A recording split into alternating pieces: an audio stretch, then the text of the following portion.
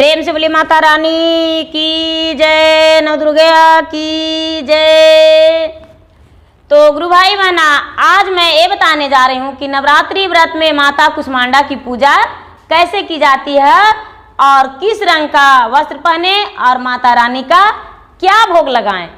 तो सबसे पहले आपको ये जानकारी होना चाहिए कि किस रंग का वस्त्र पहने।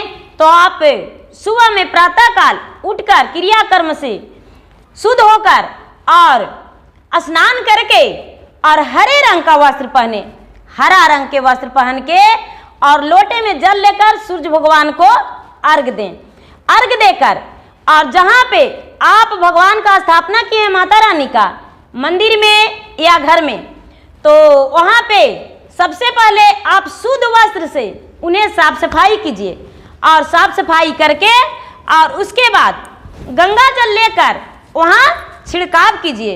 छिड़काव करके और माता रानी का पूजन शुरू कीजिए।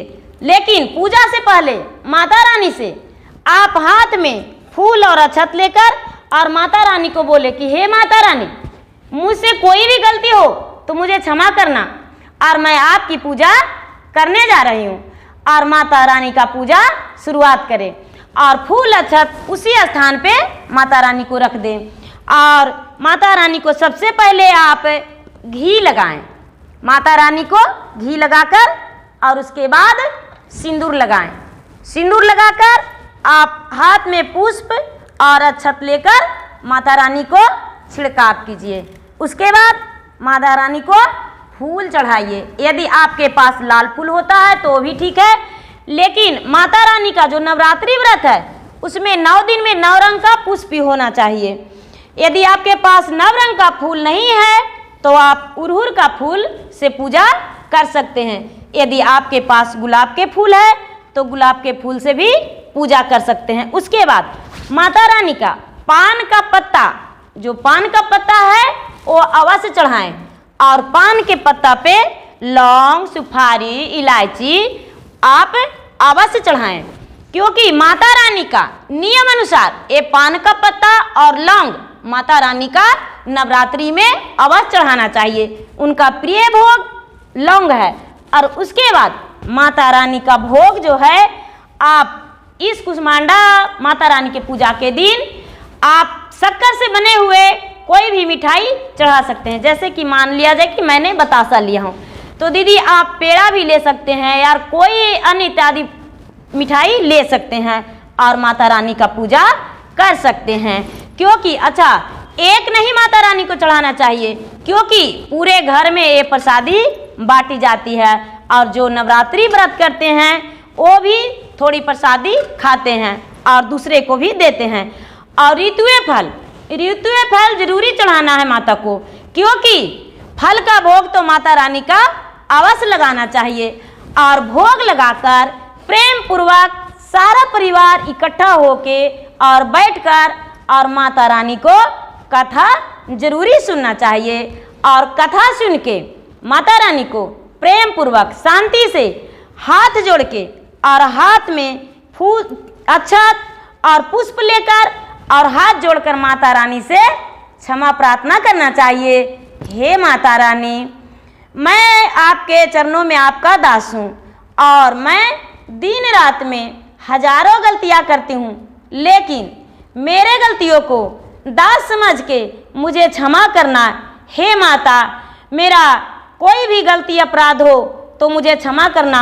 और हे माता, मैं ना तो आवाहन करना जानती हूँ और ना ही तो आपको विसर्जन करना जानती हूँ और ना ही कोई पूजा और ना ही कोई आरती करना जानती हूँ। हे माता, यदि मुझसे कोई गलती हो तो मेरे गलतियों को क्षमा करना माता, क्षमा करना। ऐसा करने से माता क्षमा कर देते हैं। और गुरु भाई बहना, जो व्रत करते हैं वो भी और जो नहीं करते हैं वो भी पूरे 9 दिन तक कवच जरूरी पढ़ना चाहिए।